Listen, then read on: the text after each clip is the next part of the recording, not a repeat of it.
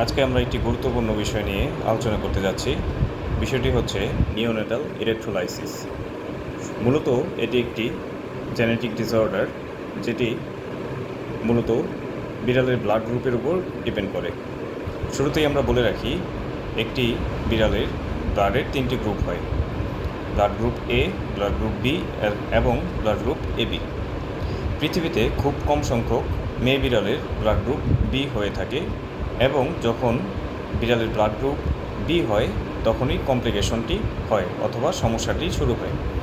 যদি কোনো মেয়ে বিড়াল যার ব্লাড গ্রুপ বি, সেটি যদি ব্লাড গ্রুপ এর কোনো ছেলে বিড়ালের সাথে প্রজনন করে, সেই ক্ষেত্রে তাদের বাচ্চা কাচ্চা blood group A, blood group B অথবা ব্লাড গ্রুপ এবি, এই তিনটির যে কোনো একটি হয়ে পৃথিবীতে আসতে পারে।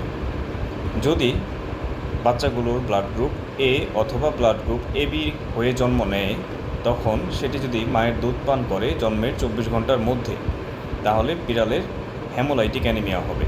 কারণ ব্লাড গ্রুপ বি যেই মাটি রয়েছে, তার শরীরের অ্যান্টিবডির কারণে ব্লাড গ্রুপ এ অথবা ব্লাড গ্রুপ এবি এর অ্যান্টিজেনের সাথে রিঅ্যাকশন করে রেড ব্লাড সেল ডিস্ট্রয় হওয়া শুরু করে, অর্থাৎ লোহিত রক্তকণিকা শরীর থেকে কমতে শুরু করে।